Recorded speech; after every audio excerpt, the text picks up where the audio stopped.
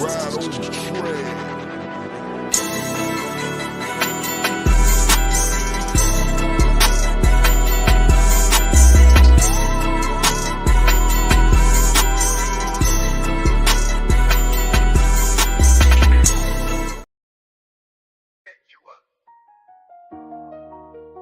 Like a throw modern,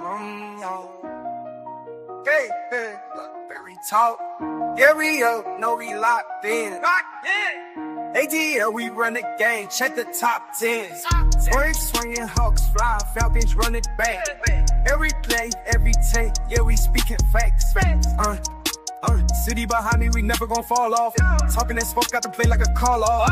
Falcons in motion, they running that route. Austin transition, we running them out. Rings in the post, yeah, they swinging for real. If you ain't tapped in, then you miss a field. Blakberry got them tuned in on the daily. Everything real, we ain't talking fugazi. Numbers on live, check stats, it's amazing. We calling plays like we work for the Navy. Blakberry talk, yeah, we up, no, we locked in. ATL, we run the game, check the top 10. Braves swinging, Hawks fly, Falcons run it back. Every play, every take, yeah, we speaking facts like, I've been on top of the wave. We talk sports like you part of the game. Know what I'm saying? I ain't gotta explain. I'm in the booth and I'm calling the plays. Never no bias, be talking about wins. Blakberry popping, they tuning again. Straight from the A, so you know what it is. If it's a tape, let me stand on it big. Falcons need rings, we know that it's coming. Hawks on the rise, you know how they grilling. Braves in the home, we popping the bottles. ATL up, yeah, we eating the column.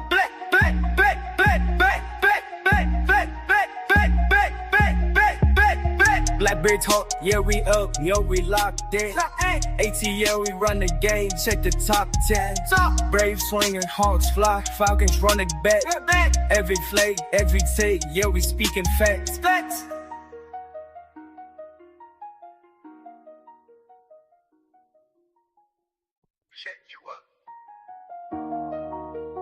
Like a throw modern, hey, Blakberry talk. Yeah, we up, no, we locked in. ATL, we run the game, check the top 10. Braves swinging, Hawks fly, Falcons run it back. Every play, every take, yeah, we speaking facts. City behind me, we never gon' fall off. Talking that smoke, got to play like a call off. Falcons in motion, they running that route. Austin transition, we running them out. Rings in the post, yeah, they swinging for real. If you ain't tapped in, then you miss a field. Blakberry got them tuned in on the daily. Everything real, we ain't talking fugazi. Numbers on live, check stats, it's amazing. We calling plays like we work for the Navy. Blakberry talk, yeah, we up, no, we locked in. ATL, we run the game, check the top 10. Braves swinging, Hawks fly, Falcons run it back. Every play, every take, yeah, we speaking facts like, I've been on top of the wave. We talk sports like you part of the game. Know what I'm saying? I ain't gotta explain. I'm in the booth and I'm calling the plays. Never no bias, be talking about wins. Blakberry popping, they tuning again. Straight from the A, so you know what it is. If it's a tape, let me stand on it big. Falcons need rings, we know that it's coming. Hawks on the rise, you know how they grilling. Braves in the home, we popping the bottles. ATL up, yeah, we eating the column.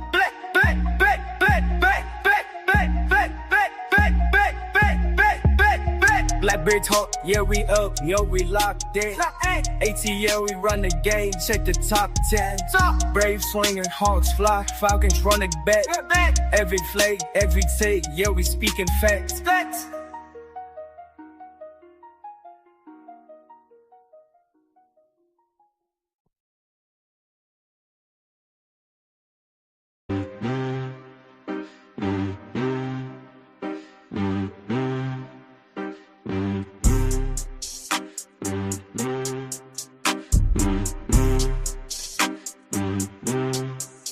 Star slip bought the South. Watch a tone Mercedes Benz lit. This the South is strong. UJ Kings back to back like a boss 7. Try to run it, but the dog's too strong. Hard hitting bars like a Grady blitz. Every fact straight fire, every line gon' hit. ATL made me this city's my heart. Step up, talk sports or get torn apart. Home team.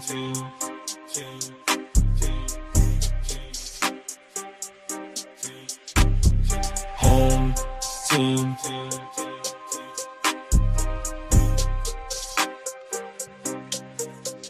Fans got that child to the chip with a flex. Hawks in the cut, ice cold like a tag. A-town legend, I debate with the best. Come weak with the text, get laid to rest. Home team.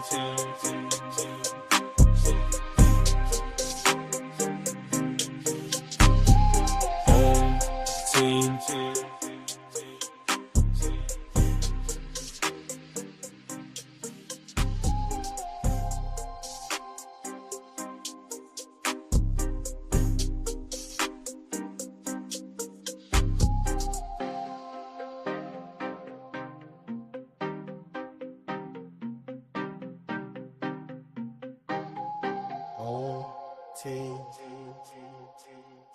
2, 10.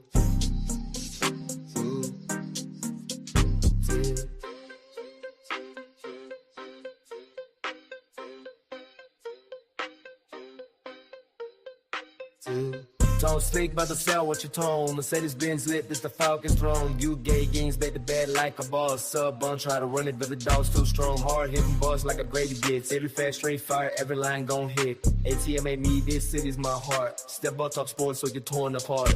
Whole team.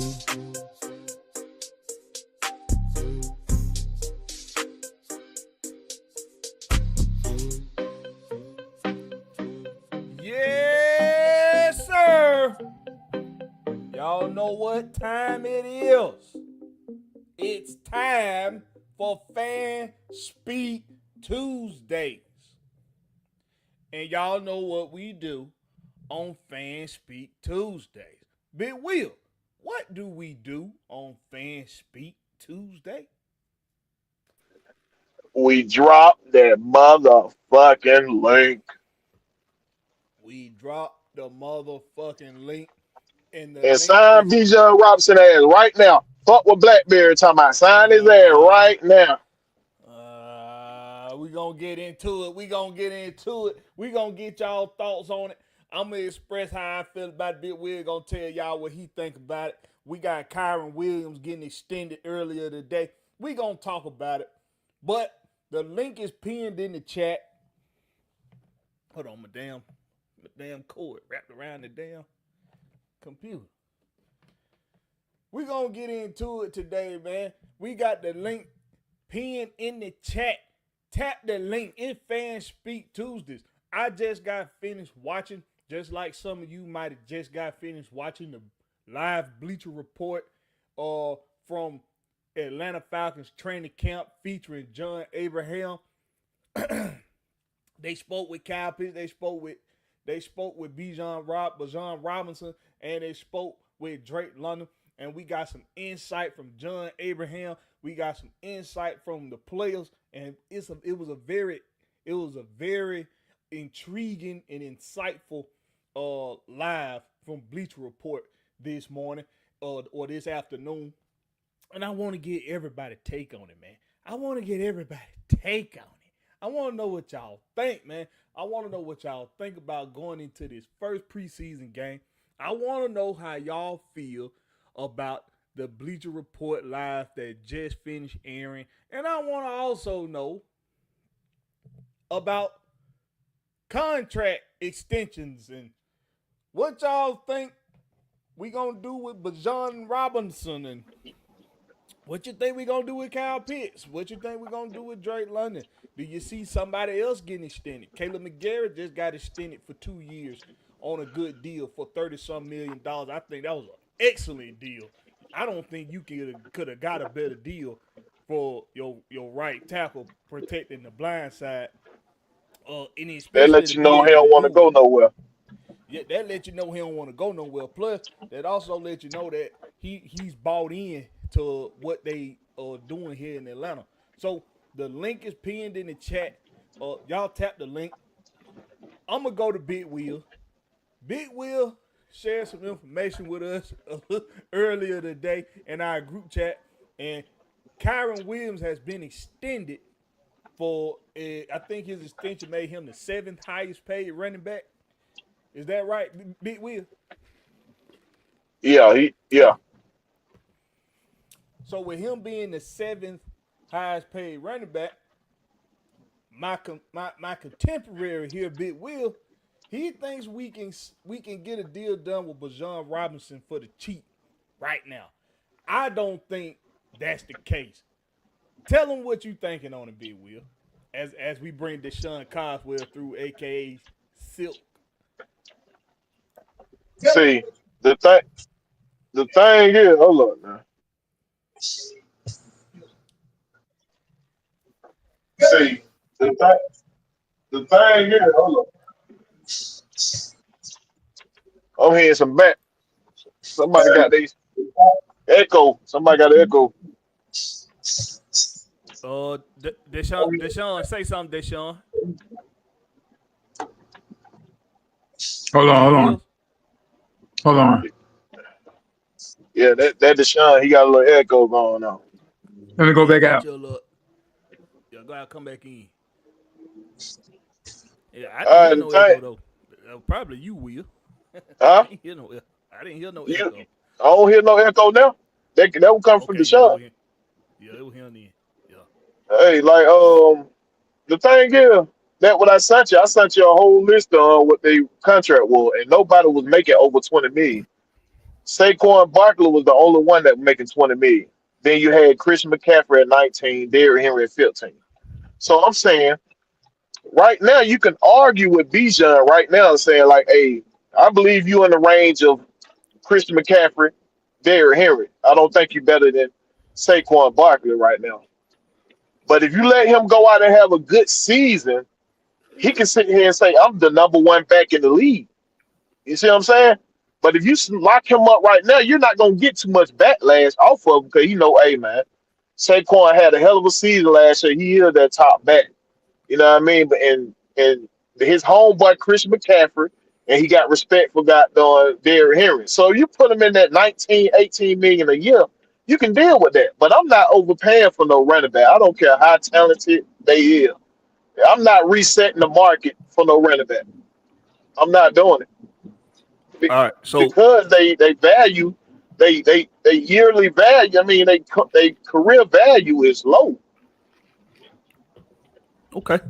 Well, before I give my response, let me show some love to the chat. We got King Treyway in the building.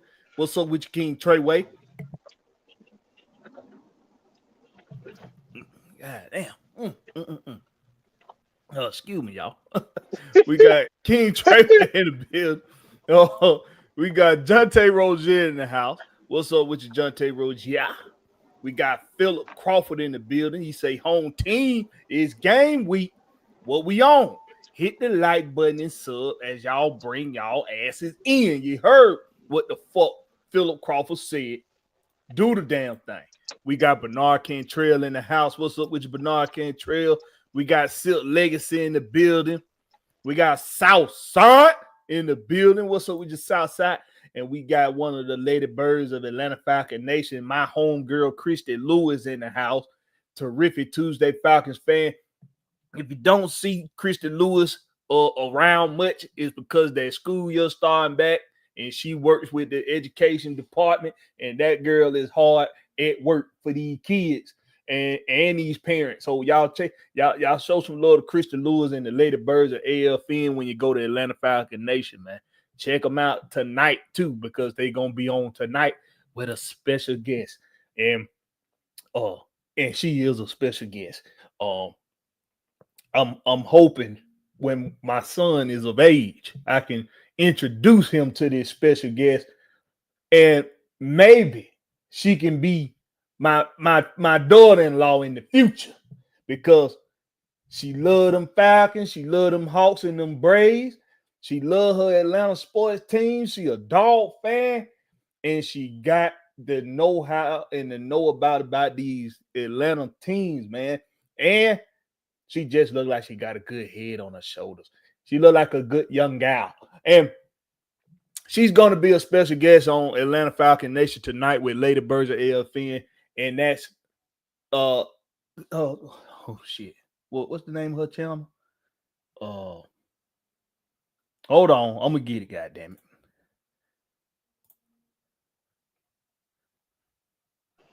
Bullshit. I think it's Borders with Porter. I think it's Borders with Porter. On YouTube, y'all check her out, man. Look Y'all on her check it out. thumbnail. I think she got on her thumbnail. Yeah, Maggie. Yeah, she should have it on her thumbnail. Let me see. I want to make sure I get this right.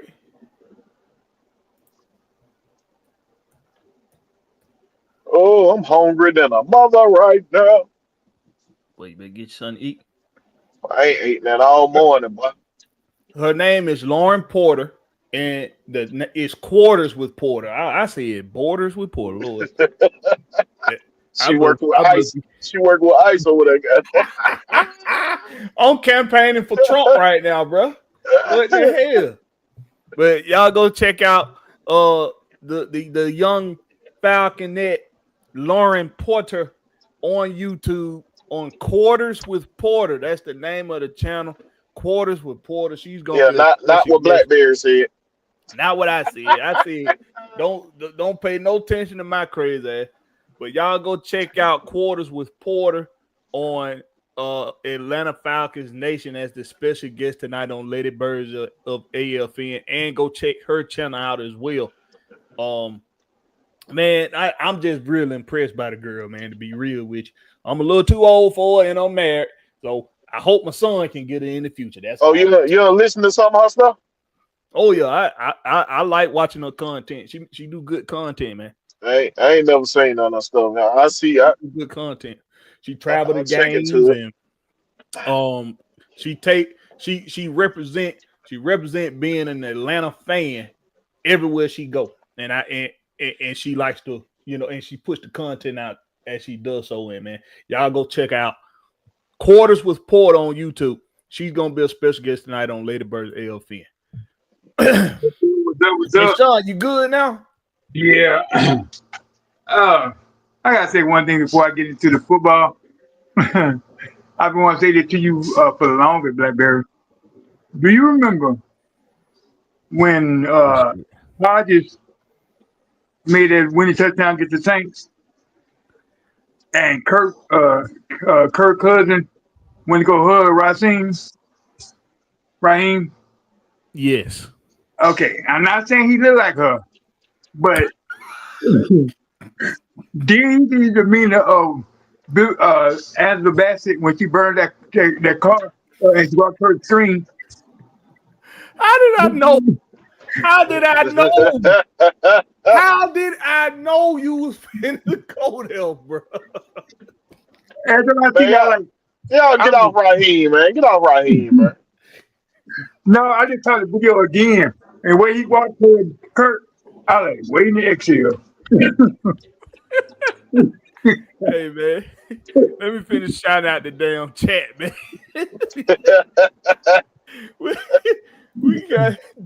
we got Dre Murphy in the house, man. Dre Murphy, the one and only. We got Jonte Rozier in the house. We got Prince Kell 89 in the building. We got ATL 251 in the house. What's up with you? 3 Duddy in the house. What's up with you, 3 Duddy? So, hey, man, as everybody come through, when they come through, we appreciate you when you come through. But I can like the man when I come through. Now,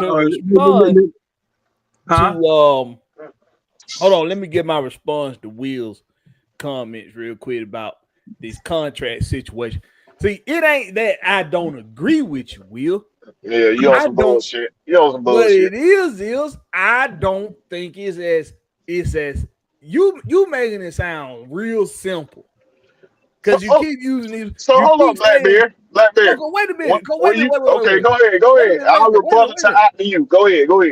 Because what you saying is you're trying to make it sound as though we can get this cheap deal done, and it's just right there for the taking.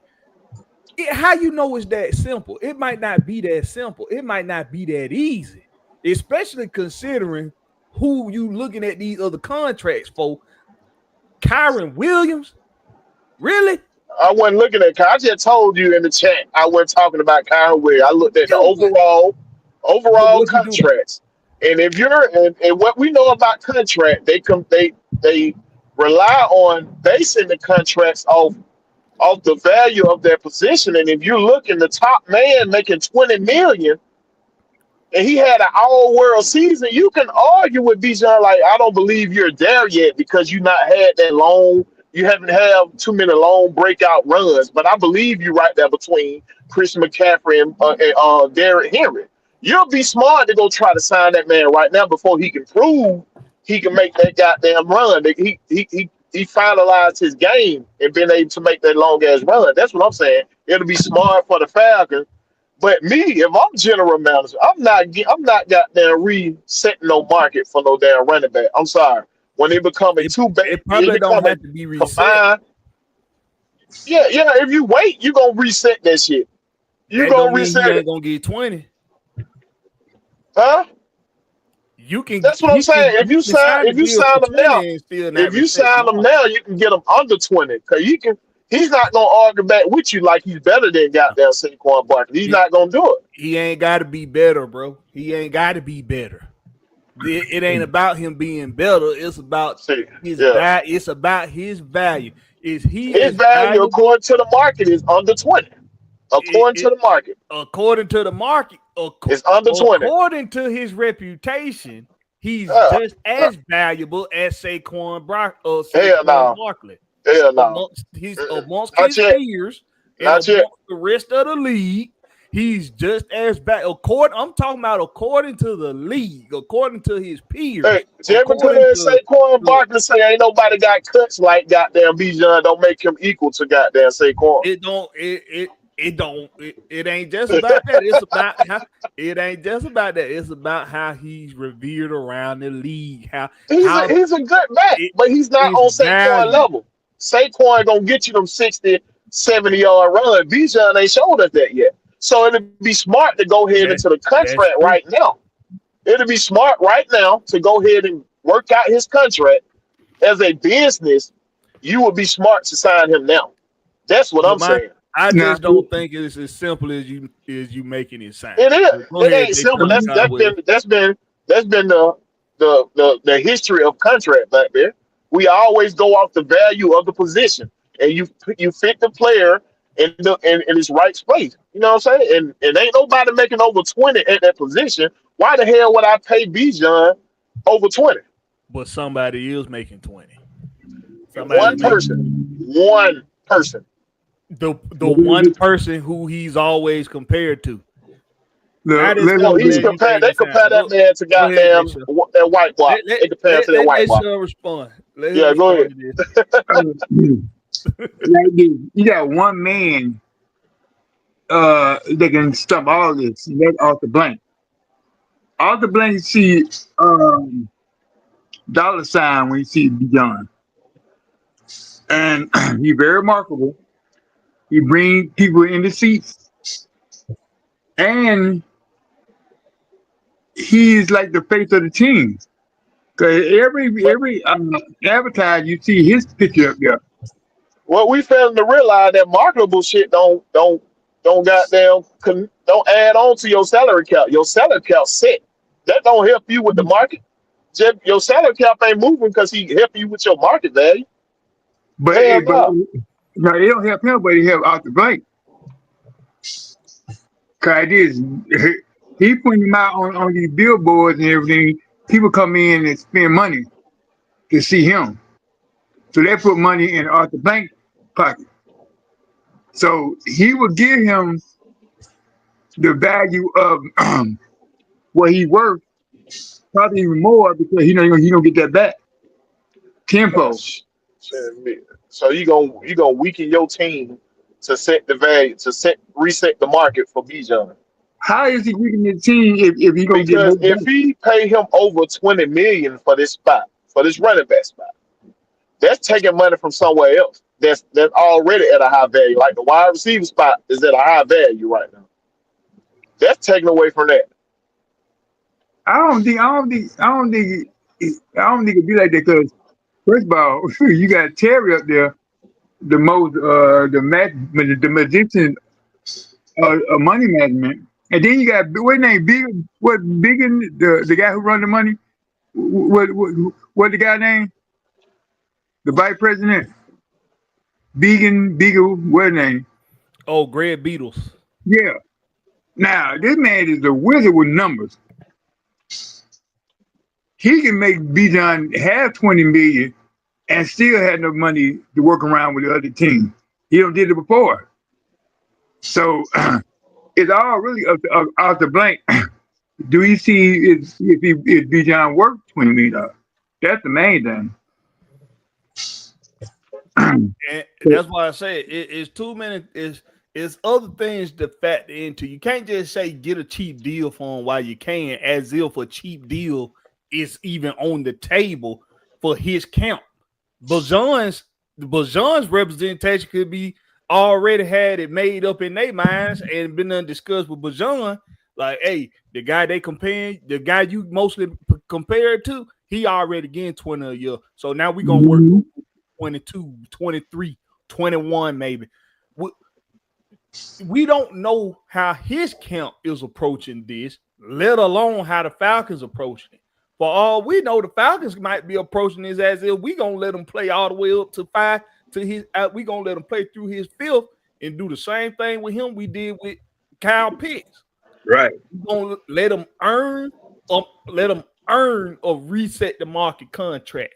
Yeah, fuck that. I'm not resetting with no running back. I'm not resetting with no running back. I'm not doing it. But it also depends on this too, y'all. It also depends on what we do as a team. If we hit pay dirt in 2025, if we win championship, if we holding championship status going into next all season, do you know that Bajan is not finna take no team friendly deal? Hell no. So you heard what you just said? That's why it's smart to sign him right now. Don't let him get into that season and show out. Sign him now. That's my argument. Sign him now. I'm just saying it ain't as easy as you think it is. It ain't. Why it ain't? But you got two heads against each other. Huh? You got two teams. You got his camp and the Falcons. They gotta agree. Fuck that. If he on that greedy money shit, fuck him. I don't give a fuck anyway. We can find another running back. We had a good running back before he showed up. Yeah. If you think you worth over 20 million, get the fuck out of here. But no, a lot of times it don't be the player, it be the agent. It don't matter. The agent work for you. But still, they're gonna tell him the after. They're gonna say, hey, but be John. Yeah, the agent, a lot of these players, you got to realize the agent work for you, bro. It's not the other way around.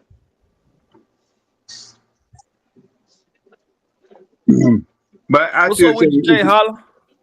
What's going on? How y'all doing? I'm just hopping in on you. What's happening? What's up? What's the topic? I just now hopping in. Well, we're talking about the contract situation and who they extend with. Like, if you think Bajan, if they can do a contract right now, if they can get an extension done with Bajan right now, do you think it'll be for under 20 million a year? Yeah, I think it'd be around that 17, 19, somewhere, some shit like that. Now he thinking like me. That's what I'm talking about. There you go. I'm thinking that. But if they do what they talking about doing, like how they just take the quarterback salary out the cap period, then I can fuck with getting that too if the quarterback shit would be true coming in the future or not. But fuck. You done lost me now. You done lost me. Yeah. You done lost me. I lost you. If they take the quarterback out the cap, shit. I'm not giving Bijan over 20. I'm sorry. I'm not doing it. When you got running backs averaging 4 years in the league, I'm not doing that. Let me ask you this question, Will.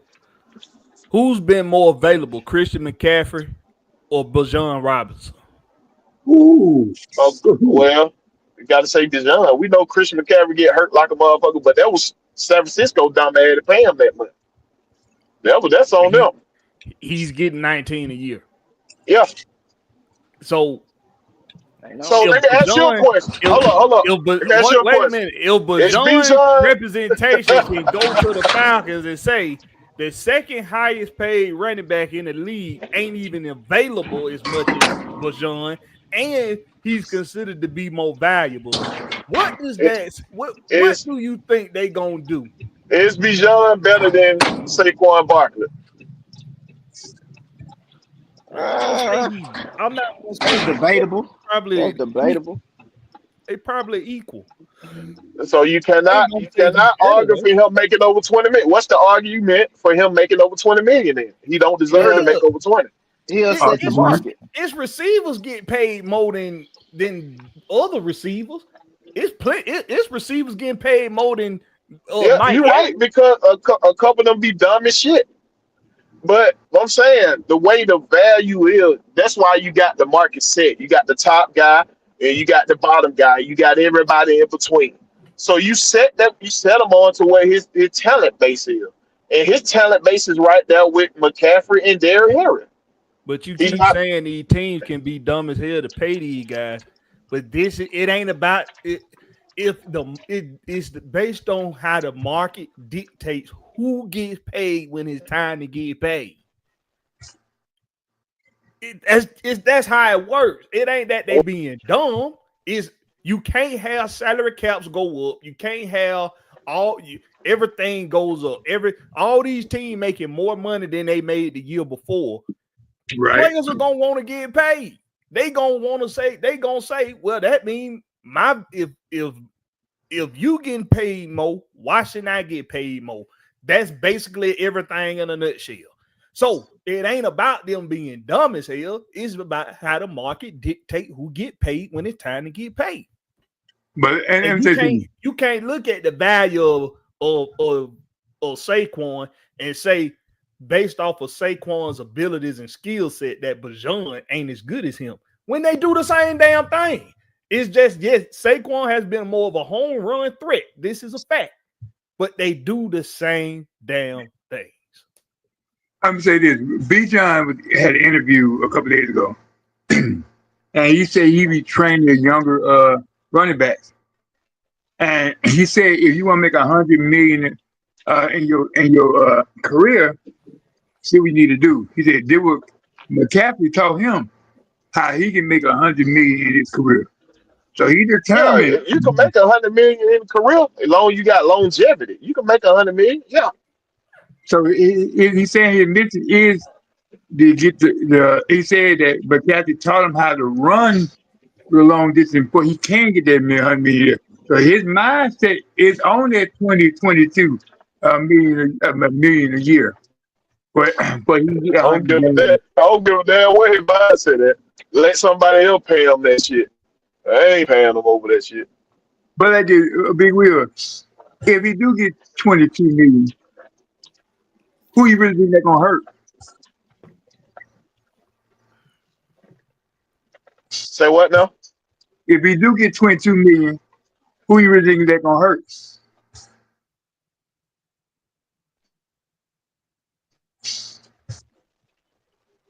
Who you think that's gonna hurt? Who you think is gonna hurt if you pay Bijan? Hit a bad area or something. Yeah, but wheel in a bad area. But I'll answer that question for you. I don't think it hurt no goddamn body. Me either. I'm trying to find out what's wrong with paying Bijan $20 million. I don't see the problem. I don't see the problem, bro. But, I guess it's because no running back other than Saquon Barkley in history has made 20 or more a season. But what we know that the more money is funneled through the damn NFL, the more these players don't get paid. That's just how. Shit, I say sign him before Jamar Gibbs gets signed. We don't know what the fuck he gonna make. Saying. Hurry up and get it out the way with. But the reason why, see, Jahmyr Gibbs, his number one receiver on his team is already on the contract. He is already paid. Amon-Ra St. Brown already done got paid. Drake London ain't got paid yet. Kyle Pitts ain't got paid yet. And Laporta is Laporta just going into his third year. They can wait another year before they try to do something with Laporta. So as far as Jahmyr Gibbs go, the Detroit Lions can really make this deal whenever the fuck they want to. Blakberry. In this case with Bijan, you got a couple other guys that's probably gonna get looked out for before him, and that's what's gonna prolong a Bijan Robinson extension being done. Don't we got like 3 more years with him? 3 more years left to go. I'm pretty sure we're gonna give him a 5th-year option, right? This is his 3rd season. So he got what, 2 more years? This year and next year. Oh, well, we straight then. Blakberry. Yep. Whoa, Big Will ain't mad. I gotta say it, Blakberry. I hope he ain't hating on Bijan because Grady didn't get his money. You know that got something to do with it. He might Exactly. try to deny it, but you know that got something to do with it. It got something to do with it. Cause I think like this. He didn't get his Grady get his money. Why Bijan don't get his? That's not fair. Because I mean, I don't see how it hurts anybody if Bajan get a little, if he get a couple more million a year than Saquon right now. Not right now, but next year. Because if you do the extension, then the money don't work until next year. But I mean, it'll work. It'll take place after his rookie deal is done. So even if that's what I'm saying. Like you worried about him getting his money, like Saquon getting it, or a little bit more than what Saquon getting, and it ain't even gonna really take effect until a couple years later. I don't see what the big deal is, bro. The salary cap gonna literally go up 2 more times before that money come into effect. Right. So what it matter? But that's how big we'll feel about it. When he come back in, I'm sure he gonna want to give a couple more cents on that on that subject. But we gonna move on for right now. So we got anybody on the panel? Did y'all catch the Bleacher Report live they just did with John Abraham? Nah, I'm out here working. What they were saying about him? Well, Bleacher Report, they went live from Falcons training camp. They had John Abraham on there as a co-host. They interviewed Bijan and Drake and Kyle Pitts. I didn't see the Kyle Pitts one, but I saw the Drake interview and I saw the Bijan interview. And then also they was just talking with John Abraham about his, he did his schedule prediction. He had us winning about 10, 11 games. And he just gave some real good, insightful information based from his experience as a defensive player and what he's seen from the past compared to today with this Falcon team. So you get a chance, go to Bleacher Report on YouTube and check out the most recent live they did from Falcons training camp with John Abraham. It was very insightful. It was an awesome interview. Matter of fact, I got a clip. Hold on. I got to show this clip. This is pretty cool. I got a clip. Blakberry. Yeah. Was Bijan interviewed by McFadden? No, he was interviewed by John Abraham and the Mike, some dude named Mike with Bleacher Report. Okay. Yeah, they were sitting down. It was like Mike and John Abraham. They were sitting down, like in like a little lounge, a little space they had set up for them at the training camp under a tent. And they were just talking with one another, and they had Drake and Bijan and Kyle Pitts come in at separate times and talk with them a little bit about how training camp was going and their expectations for the season. It was real good. It was very insightful on Bleacher Report. Go check it out. But okay, I'm gonna share this clip with y'all, man. Oh, real quick. Hold on. This was cool. The boy Blakberry, I'm out here. I'm trying to get my networking game up. But let me do this real quick. Let me put some on in the background just in case I don't want to get no copyright infringements. Let me put some on in the background. All right, I'm gonna share this with y'all.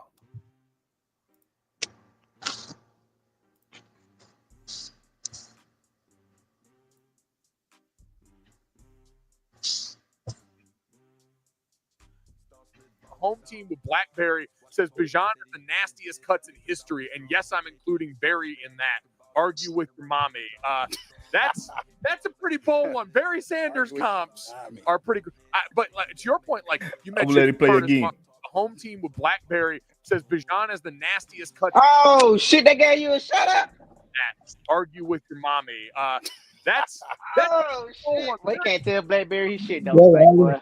But to your point, like you mentioned, Curtis, the home team of Blackberry says Bijan is the nastiest cuts Oh, in history. shit. And yes, I'm including Barry in that. Argue with your mommy. Say, boy, Blackberry made it. That's a pretty bold one. Barry Sanders comments. Blackberry are made pretty- it. But to your point, like you mentioned, Say, Blackberry made it. Hey, Say, man. hey, Hey, Blackberry, man, your boy out here, man. What you eating tonight? Your Steak? boy out here. Say, Your boy out here, man. But hey man, shout out to Bleach Report for doing that, man. Shout out to them for showing your boy some love. But y'all make sure y'all go check out that interview.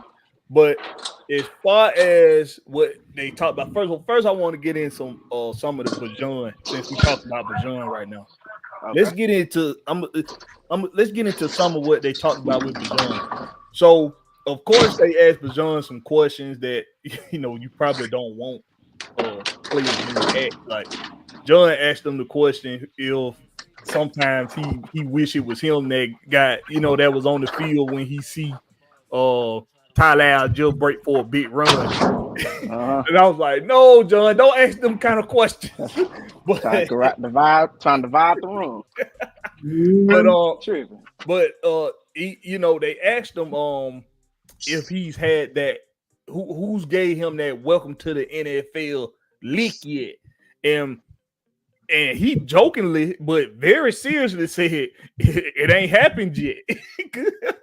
And John Abraham said, because can't nobody hit him.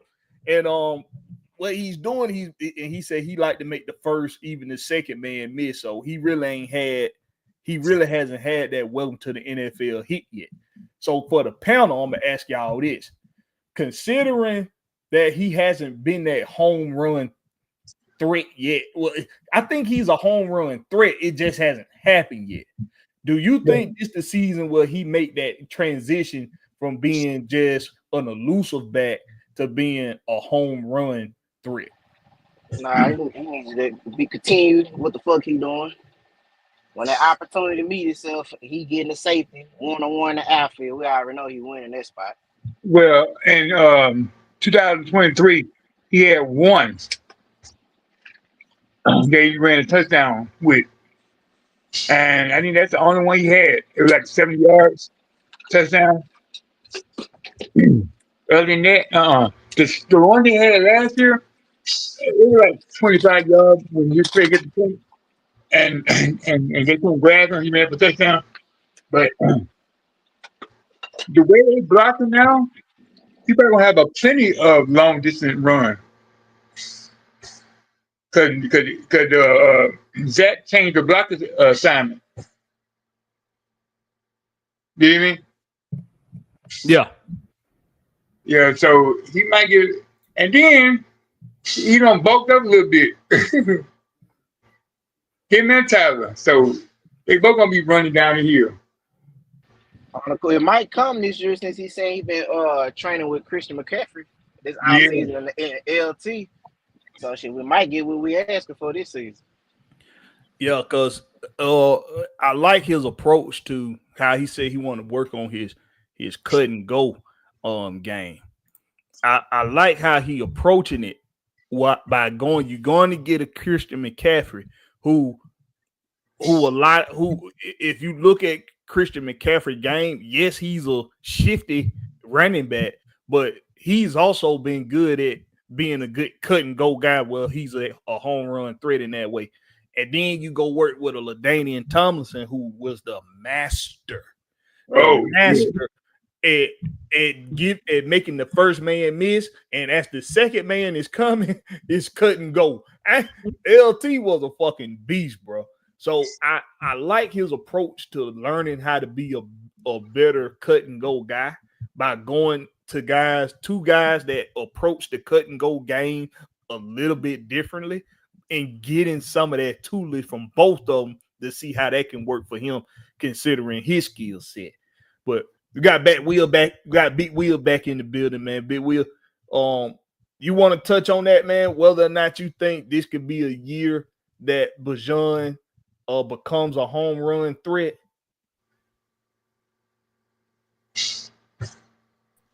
Hey, I think y'all can hear me good. Yeah. Yeah, cause I mean the area I mean got shitty as hell. Hold on. Yeah. So Sound I like think in they could one of be. them bathrooms. Yeah, I'm in one of them goddamn crazy area, boy. But it seems like this might be one of the years that he better complete himself. You know what I mean? And that's why I'm saying that's why I've been big on sign his ass now before he become that complete back. It gonna cost you a little bread. But yeah, I think he'll be able to get that done. But the thing I'm not worried about Bijan, I'm worried about our offensive coordinator. How much have he grown? You see what I'm saying? That's what I want to see. How much he grown. I seen a little some. I read a little report about something like he's studying Washington playbook from when they went to the national title. Yeah, they've been I hope he's they've I been seen that studying the too. Washington playbook. Yep. I And hope they he ain't said something studying about too him. much. They, I they hope he said ain't something studying about him too running much of that. it. They say something about them running a pistol formation. Cause they shut his ass down in the national championship. Now I hope he ain't studying too much of that motherfucking playbook. But I hope he just trying to like expand his knowledge of play calling. You know what I'm saying? Like take a little something out, something that worked in Washington, add it on to what he already got going. You feel what I'm saying? I'm good with that. But I want to see how much he grown. Do he know how to use the two back set? They saying they're gonna use more two back set this year. I want to see that. You know what I mean? So that's what I'm looking for. And Tyler said they asked him, so you think you're gonna run into all we're gonna do most of the things we do is running. He said the offense gonna be real good. It's gonna be a little different, but we're gonna be but we better. Did So y'all hear about him when he was talking about his speed rating on man? yeah. Yeah, I'm fucking with that. Yeah, they gave him an 81. Or no, they gave him an 83. He thought he was gonna be like an 84. Okay. And Tyler just they gave Tyler just an 80 in strength, and he was like, Oh he was hell like, nah. he was like, what? Yeah, bro. How you don't give at least an 88? I'm gonna say at least an 88. That should have been the minimum he got. Let me see. That good stuff right there. I do. You got that Talk Bill Sports broadcast. Appreciate that, my guy. What you saying, Deshaun? I said Bijan and Tyler said they are feared on that floor. I'm on that field. People scared to tackle them. That's Tyler. Tyler hurt you. Yeah. That's a big boy. Philip Croft said Bijan need two things. One is breakaway speed. The other is a stiff arm. Has anyone seen him use a stiff arm? Well, y'all do realize stiff arms are the most natural. That's the most natural ability of a ball carrier, right?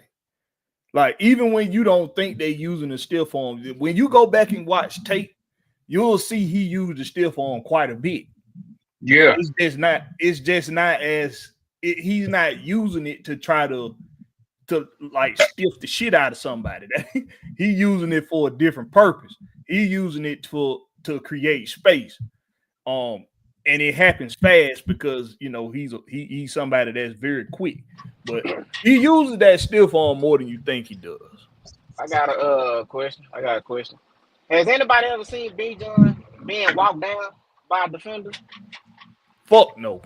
No. I'm trying to see where the speed thing come from. The boy got the speed. Yeah, the breakaway speed thing. I think what it is, Philip Crawford, is just defenses have been fortunate enough to have great angles on him because they know that they got to know where he at on the field. And they've just been fortunate to have good angles on. See, I think that is what separates him from Saquon Barkley. Because defenses have to know what Saquon is at all times, just like they got to know what Bijan is at all times. But Saquon he's been really good at getting to that second level and doing what Bijan does at the first level, making somebody miss. And I think that's all. See, that's I don't know if Philadelphia has a zone blocking scheme, but that could have something to do with it. I don't know. Big Will could probably tell y'all better about that. Big Will, does Philadelphia have a zone blocking scheme? Oh, well, they run off. They run off that West Coast. They got a version of the West Coast over there. So yeah, they got one of those type zone running scheme, but it'd be different with different play caller. They try to add a little something on to there, but they run a version of that West Coast offense in Philadelphia. Yeah.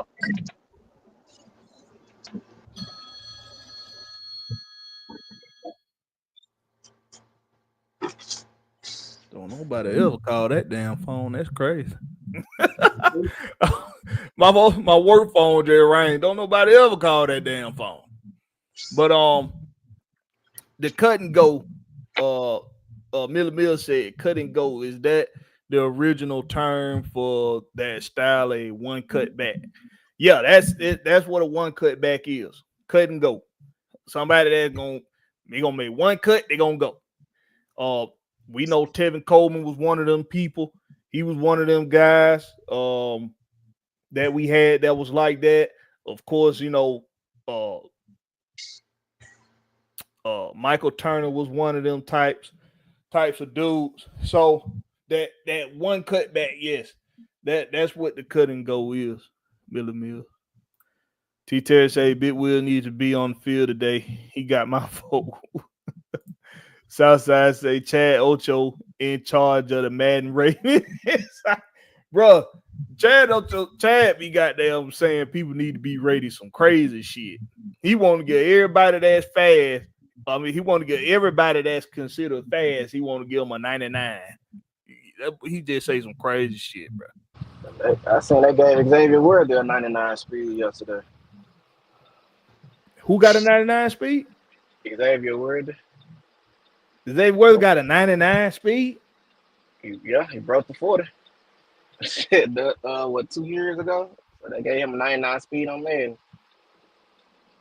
So I think Xavier Worthy ran in the 40. What he ran? Well, 18 or something like that? A 4.18? I think so. He broke the 40. He broke the 40, meaning he ran in under 4 seconds? Nah, he ran 4 seconds. The shit show ran 4 seconds. He ain't run no down 3 in no 40. Shit. Damn. I knew Xavier Worthy was considered the fastest dude in the league, but I ain't never know what he ran. Yeah, he broke the 4. I'm looking it up now. Yeah, he ran the 421. I'm sorry. A 421. A 4.21? Yeah. Damn. ATL 251 say they showed Bijan's footwork in a clip. Even London said he's so fucking fast. Because he is. It's almost like his feet shuffling. His feet look like they shuffling a deck. Or call that's how fast his feet look, bro. Hey, ain't nobody doubting that man talented as hell. But I ain't resetting the market with his ass. I'm telling you that now. Let me ask you this: Has there been any one running back that you've seen over your time watching football? Has there been any one running back that you would reset the market with? No, not on running back period. Because in today, you got to think about it. In today's era, it's more of a running back by committee. So why would you overpay for one running back?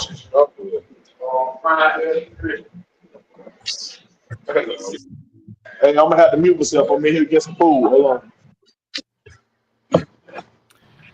Ask that question one more time. Has there ever been a running back that you've seen that you would reset the market with? I ain't seen him play, but hell yeah, I got a person in mind. Who? Bear Sanders? Yep. Why? He could make something out of nothing. we seen multiple times where this motherfucker in the backfield around 5 linemen and somehow make it out of it and gain by 8 to 10 yards or more. That's on multiple occasions against against top defenses. He's done that shit. And what, top 8 in rushing and only played like 10 seasons or 8 seasons? Hell yeah, I took walking back for Barry.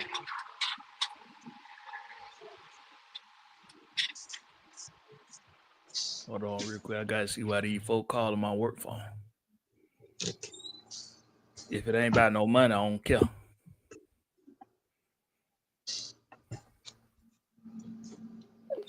It better be about some money.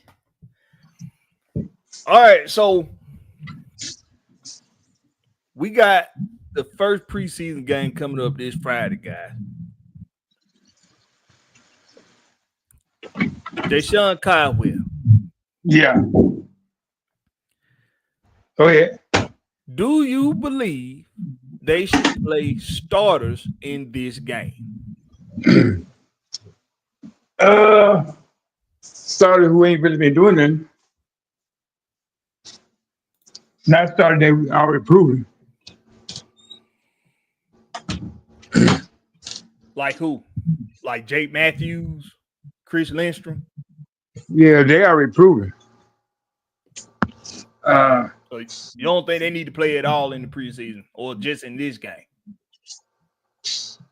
To me, get on the last game. And you give the rookies more of a chance to do the first 2 games.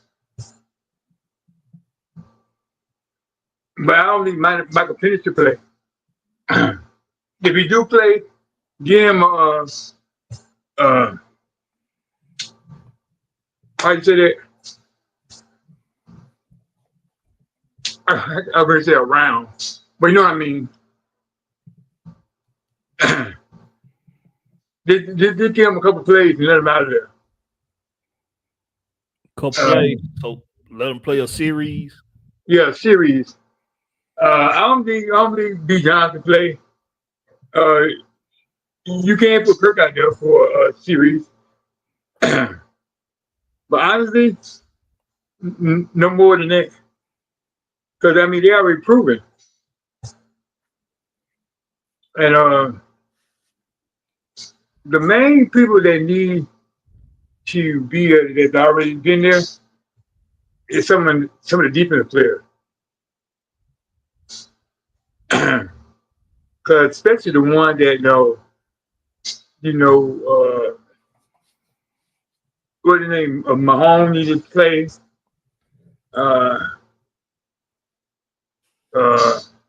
Who need to play? Who you said?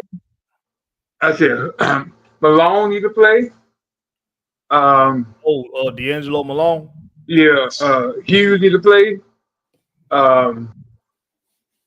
Who else? Mikael London. I hope I said his name right. That's mainly it from the that I see didn't really do nothing. Everybody else just be the rookies. Or guys trying to make the roster, or guys trying to make it on somebody else's roster. Yeah, because last year, I believe Mikael London, I believe he had enough time on the field because of Grady. And Aurora and Dortmund, they didn't have no play time. They didn't play them enough. Mostly everybody knew, and people I just named, they need to shine. So I don't want to see Jesse. I don't want to see AJ. I think Alfred need to play.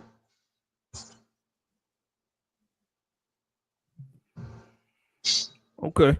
What about you, Jay Holly? You playing starters in this? Are you gonna play starters in this game, and are you gonna play them at all in the preseason? I might put him in for like a drive or two. honestly. It's the first In this preseason game? game. Yeah. Max is probably 2 drives, if that, because I really don't want to see them motherfuckers play in the preseason. Right.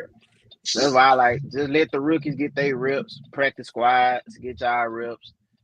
Or if they do go in, go do a play that you might not do in the regular season. Just go in. Hey, you're going there and get your feet wet. If you don't complete a pass or a catch, it is what it is. It's fucking preseason. So I ain't really too hyped up on preseason unless it's some undrafted player or somebody I'm just really interested in seeing. But nah, I ain't got to see the rookie. I ain't got to see starters in this week. Nah, not this week. What about you, Big Will? What you can you speak on it or you won't? Can you speak on What it, Big Will? what the question again? Are you playing? Would you play starters in Oh, this you already week's know game? how At I all? feel about that, bro. Yeah, but let, You know I let, let these believe in folks who playing. probably don't know. Let these folks who Yeah, probably don't know. me, Yeah, I'm let a them know. big believer in playing the starters because like the only way you get ready for football is to play football. You know what I'm saying? You ain't got to make it extravagant when you put them out there. Just get them out there, get their feet wet. You feel what I'm saying? So like, you know, get them out there to let them know football back type shit. I'm tired because we always starting off resting when we come in on a regular season because we don't play our starters. You know what I mean? So I believe in playing the starter. So we not finna see him. We not gonna see him Friday. He already made it clear. We ain't gonna even see Kirk Cousins Friday. So it's gonna be one of them. Ugly games probably. It's gonna be one. Big Wheel. You know we lose most of our preseason game. Every year it's an ugly game. Huh? I don't even I care said, about. I don't even care about win or lose. I don't care about win or losses. I care about the. You know what I'm saying? Them not looking goddamn stale when they come out in the season, looking rusty and shit like they ain't ready. That's what I care about. So if he ain't gonna have them out there playing in the preseason, I expect them to look like they ready then. You know what I'm saying? Because that means you believe that they ready to go if you're not trying to play them in the preseason. I can give you one starter who I need to see in the preseason. Who? I need to see young Waku ass go out there and hit some fucking 50 yards. Well, you That's who gonna the see fuck I want to the see. kicker. You gonna see the kicker. You I ain't gotta worry need about to see that. their asses. Yeah, you That's the gonna see the starter I kicker. need to see. That's a guarantee Okay, right so there. I did an impromptu last night, and I said it last night. It's 3 games, which means it's 12 quarters. You telling me you can't play your starters in 3 of them damn quarters? It's 12 quarters. 12. You can't play them in at least 3? Blakberry. I got the answer why he can't do that. Because if any one of them get hurt and they don't make it to the playoff, his ass is grass. Hey, we can't go into this trying to protect injury. That's what you build depth for. The nigga, it can be the first game of the season, the nigga can get hurt in the first quarter. Then what the hell you saving for? He done. You don't know when you're gonna get injured. That's why you do injury prevention in the off season. When you work it out, He work on his And we job talking right about 3 quarters out of 12. We talking about 3 quarters out of 12. And You do y'all telling see? me I did on the microphone. Huh? Do y'all see Raheem at the practice on the microphone cussing up everybody? Look like a damn fool. You think he look like a fool? He's like a damn fool. He was just cursing and running. Like every time Brick say good job, he come around, yeah, good job. It was like to me. You think you one of those people that think you want Deshaun? Are you one of those people that think that Raheem Morris is jealous of Jeff Ulbrich? Yeah, Deshaun and that he in the category. I don't think he's jealous. I just think he want to feel included. He feel like he's not included. So You so think, so when so, you think so he when don't he feel left, included in the? You think he don't feel included in the development of his team? yeah, because look, he changed a lot this year. He don't do all that, but when I seen him at the practice coaching with Brick, he was trying to outshout him. Like it was a competition, and he didn't want me seen like that. I'm still here. I'm still here. Look at me. So I don't believe he's jealous. I think he wanted to fit in with his boy, the other Capri Pants buddy. Um, but to me, and then most of the time during the training camp, what are you talking about? Shoes. You have ugly shoes. Your shoes ugly shoes. Oh, you talking about when he was mic'd up? Yeah. Hey, they joke in training camp. They do a lot of joking too. When they practice, they shit joking too. Y'all stop hanging on everything Raheem Morris doing out there, man. Hey, I and thought it funny. Drake said it today. Drake said it today on Bleacher Report. He's like, don't get it twisted. Now we still about going out there and working. We still about working. He said, don't get it twisted because No, I they was talking didn't. about how Raheem lined up to go one-on-one with him in a drill, and he pancaked Raheem so he could go out and get it done. But he dropped the damn ball that was thrown to him too. So that's what I think anything. But you know, Drake was like, yo, he was like, hey, that's something that's been built up over time. You know, he keep thinking he can handle me. So I had to show him, you too old for this, you old man. But like, But we no, don't get it twisted, though. We still about that work. but like when I play football, my coach used to do that, right? He used to cuss through the whole thing, and we thought it was cool because like this, a lot of people need to be cussed out because they be lazy and don't want to go through the route. Yeah, man, listen, that's football, bro. That's Yeah, it's when if you go to the back office at a courthouse, yeah. judges and secretaries and the damn litigators, they be back there cussing up a motherfucking storm. So cussing is grown folk stuff. That's what's gonna happen in football. You gonna get your ass cussed out. I'm in town playing quarterback, right? And the big linebacker tore my head off. I'm laying on the ground, about to cry, everything. My coach said, "Get your ass up."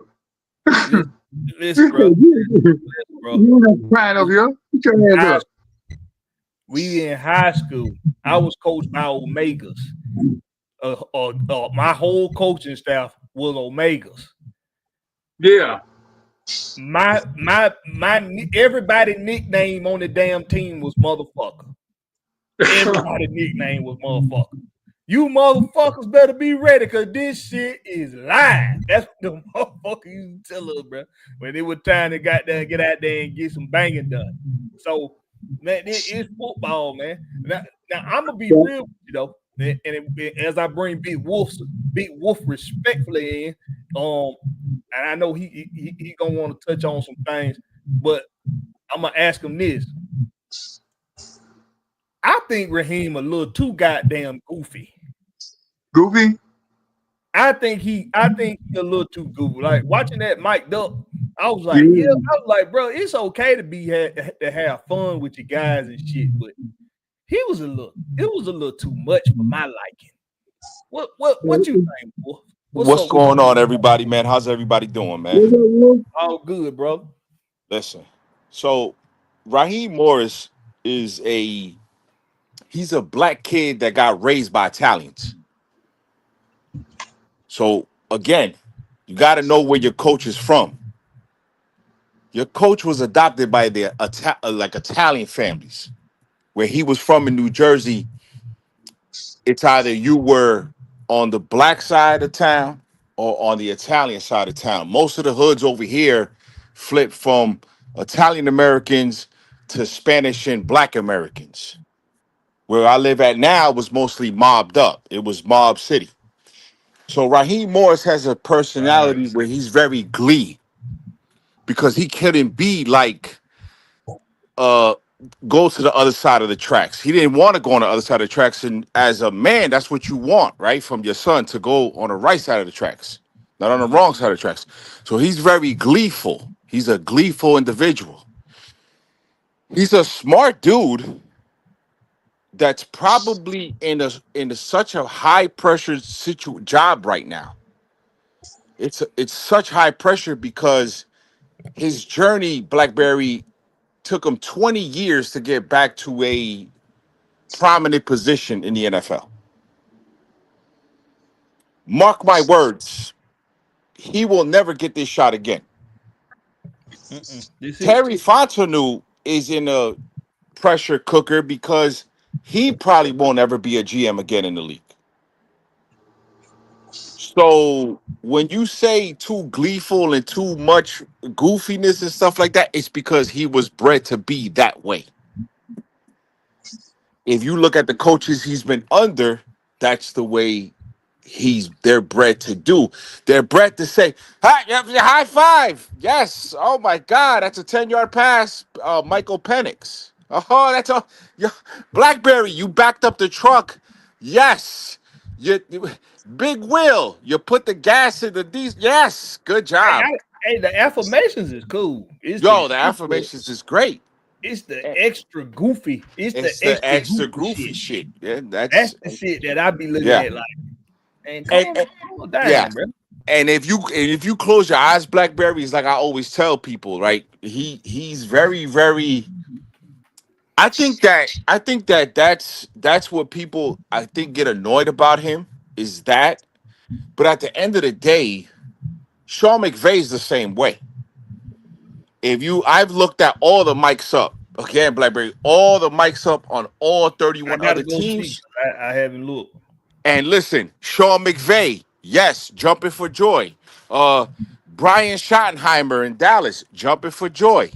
The head coach, Mike McDonald, I think it's Mike not McDonald, is his name? The head coach from the Seattle Seahawks, jumping for joy. Because what we talked about a couple of weeks ago, Blackberry, the old guard is moving out. And these kids, these generational kids, when you were talking about the money and stuff like that, that's the new generation of the NFL. It's can I make $1 more? I want that. I want that. I need that. I need to, and that's how the NFL is probably gonna be that way. Here's my hope for the Atlanta Falcons, Blackberry, Big Will, and everybody on the panel. I hope you can win a Super Bowl with discounted prices, people on your team at a discount price. I hope you can win because you're gonna have some heavy contracts coming up, and you don't know how these kids are gonna act when there's $140 million contracts on the line. You don't know how these kids are gonna act. They can act very nice now because that's what the publicist is paid to do. This is how we have to move. This is what we have to say. They're trained to do that. What I wonder is this, Wolf. This is what I want, Wolf. Yeah. Because this is something that they probably have, but nobody says it because they probably don't want people to know that they have these people in place. Sure. But I wonder if there's somebody on the Falcons payroll, not for the team operations, but just on Arthur Blank's payroll. Let me say that. Yes. Somebody on Arthur Blank's payroll, yes, who his job is to go to these agents of these players and to these players. Well, probably to the players, because you go to the agents. We know agents is basically like lawyers. You ain't finna turn them. Right. But to go to these players and convince them that they need to take team-friendly deals and why. Right. Because right. If you look at all of this uber talent you got on the Falcons offense right now, ain't no way in the hell all of them getting paid. No. Ain't no way. No. But just in that manner, I don't think no way in hell that all of them take team-friendly deals either. Exactly. I know who exactly he is. Who helped him get that team a friendly deal. You done been there before. We all been there before. It's called Magic City. It work all the time. Right. No, Magic City might turn some damn opinions. I don't Right. know. But here's the thing. And they went to the Here's the ring. right. But here's the thing about Magic City. It's what type of dude you are when you walk into Magic City. See, if you thirsty and you know you don't have females around you, you never talk to females, you don't have that confidence, yeah, you're gonna lose yourself in Magic City. Or whatever club that you gonna go in is you're gonna lose yourself because you don't know how to talk to women. But you got people like the Wolf that I've been around women my whole life. Ah. You think I'm gonna pay you to do something that I can do that I can get for free, and I don't even have to drive a nice car to do it. I know if you know how to talk to a female, it's like, yo, baby girl, what's poppin'? You thinking, well, who, when, where? Oh my God, Wolf, you got me naked. We outside. You know what I mean? It's different. You know what I'm saying? It's The different. way It's they how used you to. talk to. And this is why Bobby Bonilla's agent is Hall of Fame agent. This is why Kirk Cousins' agent is Hall of Fame agent. Right? You miss opportunities. You have to blame Isaiah Thomas's agent because Isaiah Thomas he Boston Celtics Blackberry couple years ago, right? Left $220 million on the Oh thing. yeah, Then yeah. that's right. Dennis Yep. Dennis Schrader. Dennis Schrader wanted to play games, left Dennis 180 Schroeder, million. Right, his stupid right. ass. So you have to understand who you're surrounding. Again, let's go back to about financial education. If you're not financially educated, I might throw you $1, you might kill for me. I mean, unalive for me. I'm sorry, unalive for me for $1 because Unalive. Yep. you never had nothing. You never had nothing, so I'm feeding you. So you might do anything for the wolf if I give you $1 because you never had nothing. If I give you water, bread, this and that, and the third, and some of these guys they jump so much, and you have to have smart people around you. I'm hoping that they have smart people around them, and I'm hoping that Atlanta can provide that media friendly outside deals like a Sprite commercial, like a Gatorade commercial, like something like that where you could supplement. Some of these guys should get into acting. Some of these guys should be get into other forms of businesses like what's my man's name that played with the Detroit Pistons? He owns about 20, 30 restaurants. He's a crossing guard. He's a crossing guard. Yeah. He told Carmelo Anthony, yo, listen, I got 20, 30 restaurants, but I love to do my job. And he goes out and he works and blah, blah, blah. And sometimes you know what you're doing, sometimes you don't. But with this money, it's very dangerous because this generation, it's gimme, gimme, gimme, gimme, gimme. And we're gonna have those problems, especially if James Pierce Jr. and Mr. Walker hit. We're gonna have those problems. We're gonna have Mhm. those situations. So I hope Blackberry that they can exercise, and I think they do. I think Mr. Blank, I've did my background search. I think you're gonna do the same. Mr. Beatles is a financial guy. Mr. Beatles Yes, he is. didn't get paid for 10 years. So Mr. Beatles was earning his stripes, getting coffee, doing this, financial statements, As an taxes. intern. Right, as an intern because he didn't need to get paid because his father was already involved with the NFL team. And this is why it's so important that this is generational. They pass down these jobs. This is why probably Jeff Albrecht is upset at his son. You messed up any chance you had to work in the NFL for playing something goofy. Oh yeah. Now without Right? having to goddamn kiss some major Right. ass. Right, exactly. And Blackberry, listen, you drive trucks, Big Wheel does something.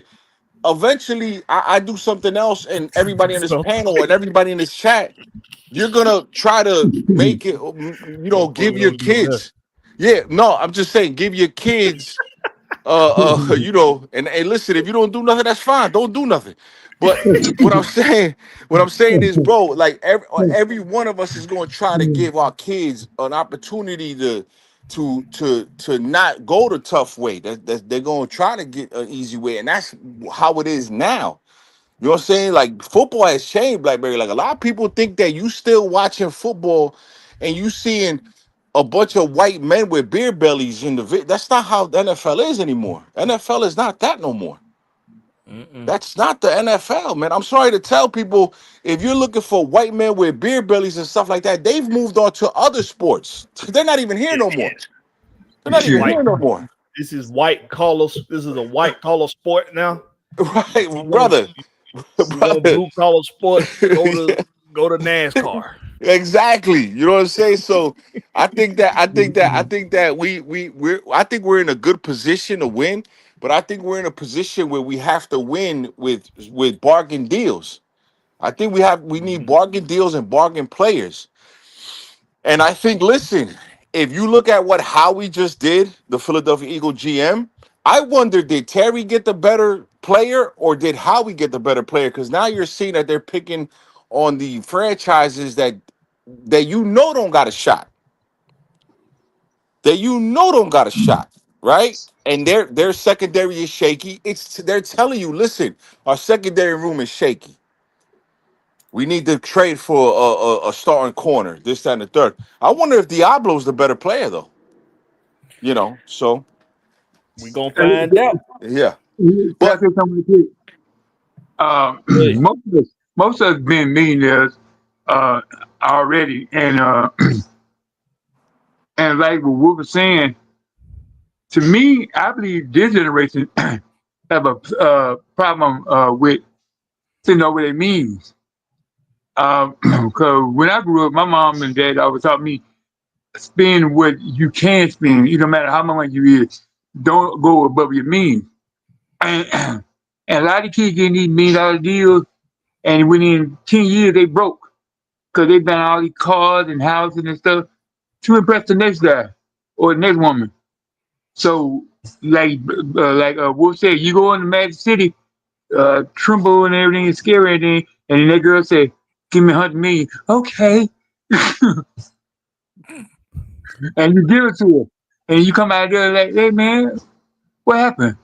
"I gave her some money." "Are you broke now?" "Yeah, but she gonna call me." No, man, you just got played. They don't call me super nothing, but I'm going there. I have her money, her friend money, and her mama money. Oh god. But hey, I think this year we're going to win a lot of games because it's the 60th anniversary, and Blank got something up his sleeve. It's the 60th anniversary, and I don't know if he got something up his sleeve or not. But if he do, I hope it come in the fashion of a championship. I hope it come in that fashion. Black, I don't think people understand. I don't think people understand certain things about the NFL. Black, I just don't. I think a lot of people don't understand certain things about the NFL. And real quick, let me explain this. You don't go winning 3 games to 10 games unless your quarterback is phenomenal. Amen. You don't go from winning 5 games to 12 games without your quarterback being phenomenal. I don't know if Michael Penix is phenomenal. I don't know that. So for me, the first 5 games, and I did a video, the breakdown is there. You're going up against 4 out of the 5 playoff teams. Yes, we are. First 5 weeks. Michael Penix better be phenomenal out the gate. It's out the gate, and I don't know if he is or not. This is what people are banking on, Blakberry. It's hard to go from 7 games to win 1 game more to win another 3 games. The margin for that is very, very little. The percentage of that is very little. It's like not even like 8% of teams do that unless you have phenomenal quarterback play. Well, the majority of the game he played, the team had 30 points or more. Only fell up with the defense. Can you hear me, Black? I'm sorry. Yeah, we can hear you. Okay. So the margin for that is very, very small. And I'm thinking that 9 games. Hold on, Wolf. They show him saying something. Because we Okay, go thought you ahead. had Sorry, stopped. We sorry, thought you had sorry. stopped. No, go ahead, go ahead, go ahead. Sorry about that. Sorry about that. Go ahead. Yeah, good. I was saying, majority of the game last year that he played, we made over 30 points or more. Only fellas last year was the defense. So if our defense is better this year, and we still do the same thing on offense we did last year, I think we can win more games. Do y'all realize even with not having that good of a defense, even with not having that good of a defense, if we literally protect the damn ball better from the Yeah. quarterback position and from other positions, because Kirk Cousins wasn't the only one turning the damn ball over. Nope. If we protect the damn ball better from unforced defensive, unforced errors, in baseball, we would have the worst fucking ERA. Unforced errors that we turned the ball over. Okay. Too many goddamn times.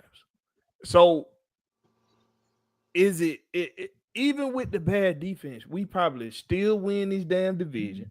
And we probably can't even still take care of at least one team in the playoffs.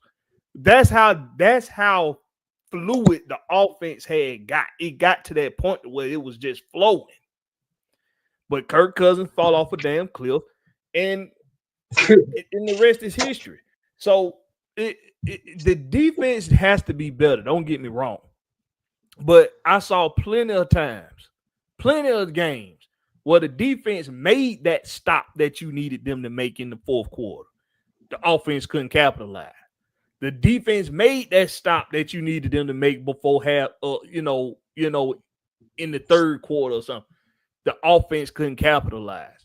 So I feel you. Defense does have to play better, but everybody has to complement one another on the team. The defense got to complement the offense and vice versa, as well as special teams. So that's what, when it comes down to it, that's been our major problem over the past 7 years. Is we can't get all the facets of the game to complement one another at the same goddamn time. It's either one's working and the other ain't. And that's just how it's been. What you was gonna say though, Wolf? No, I totally agree with you, Black. Totally agree with you. Can you hear me better now? Yeah, we can hear you. So I totally agree with you, Black. I really do. I think that we have to have a cohesive team. I think we have to. Get off the field on third downs when we have to get on third downs. I think that's an important part. But I just want Mike. I just want Zach Robinson to dial up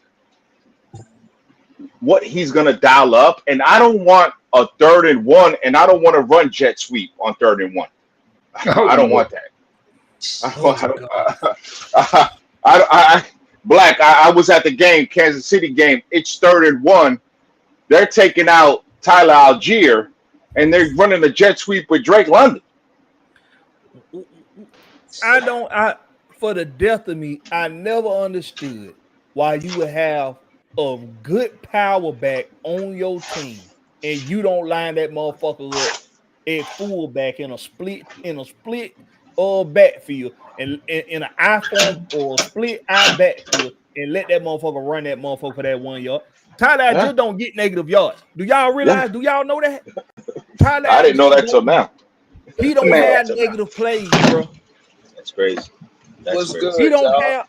I think because I looked this up earlier this offseason.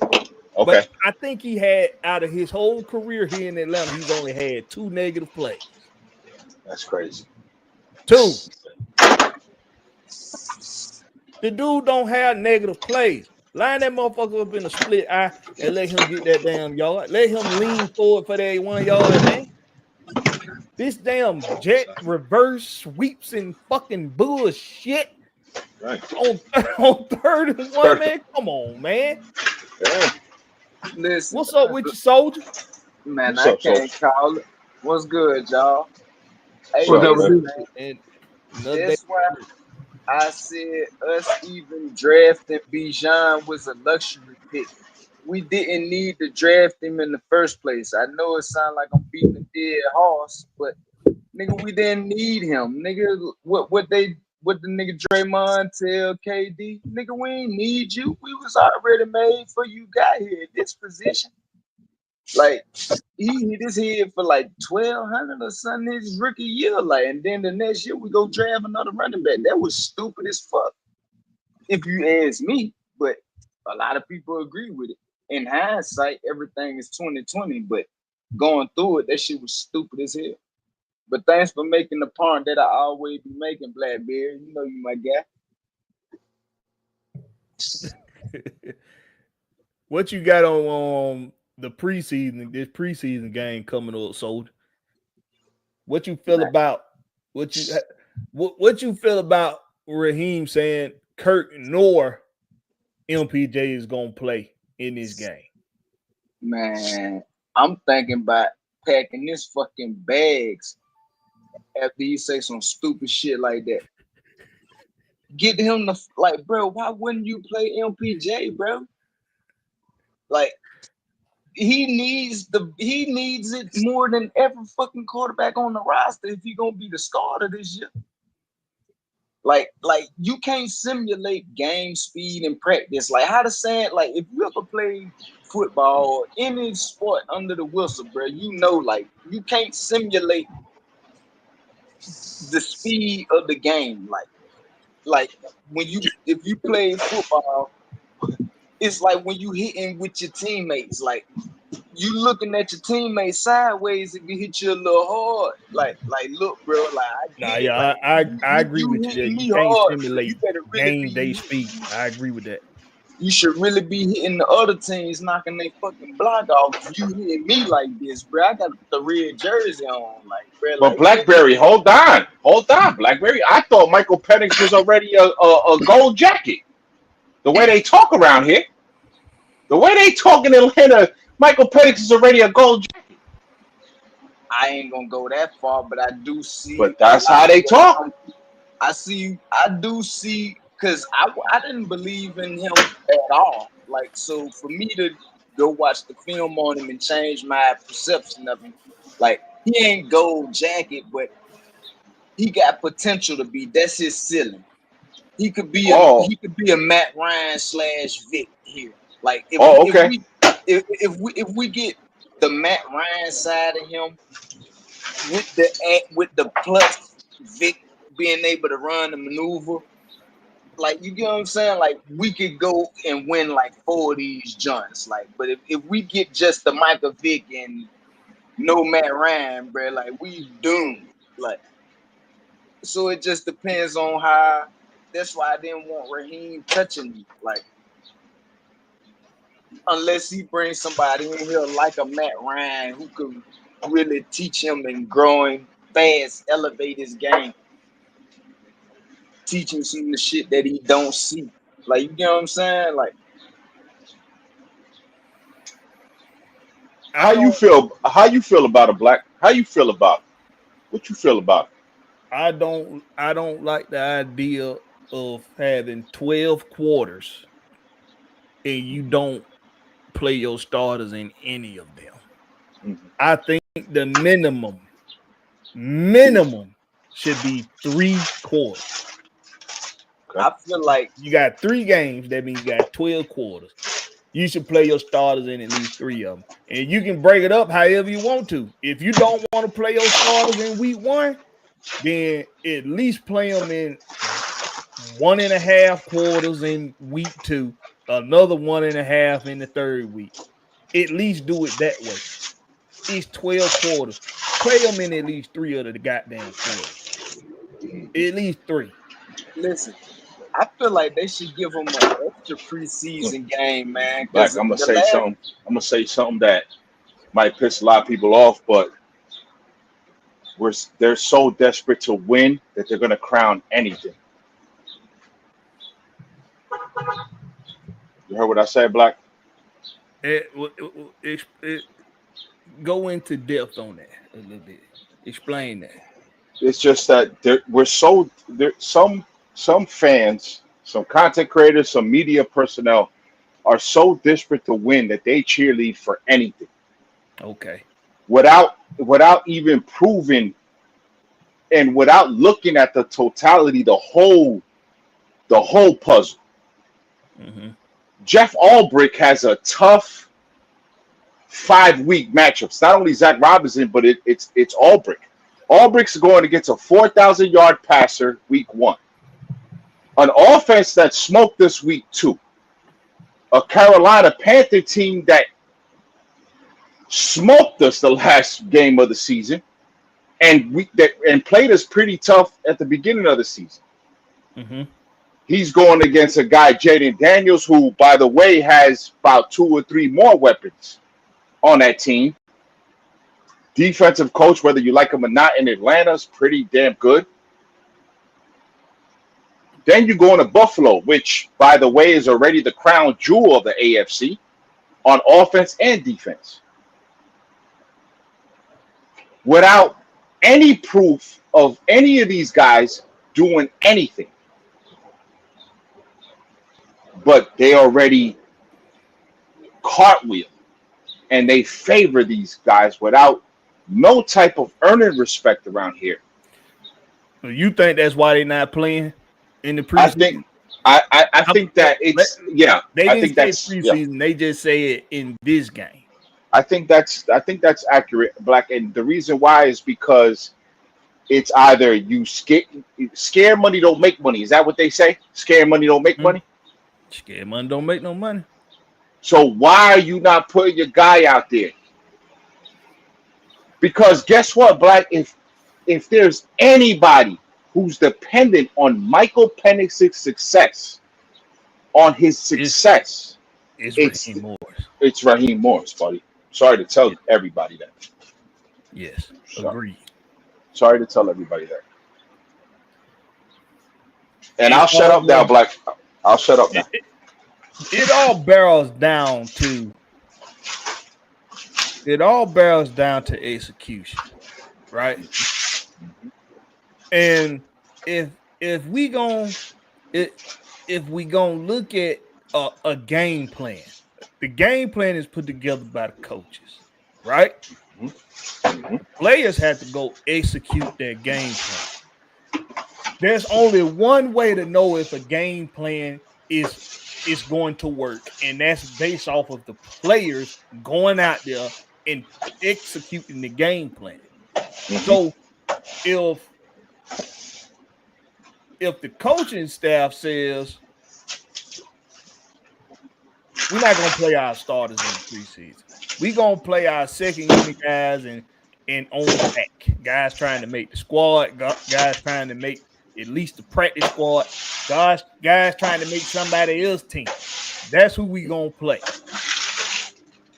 But you put the game plan in place week 1 in the regular season and tell those guys that did not play in the preseason to go out there on game day and put the game plan What the hell? Somebody chilling some snow or some shit? Would you hear something? Yeah, some scraping. But you asking them to go out there and put it and execute a game plan that they haven't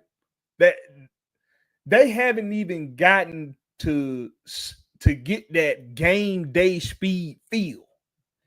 And I don't care what nobody say. I agree with about whatever 100%.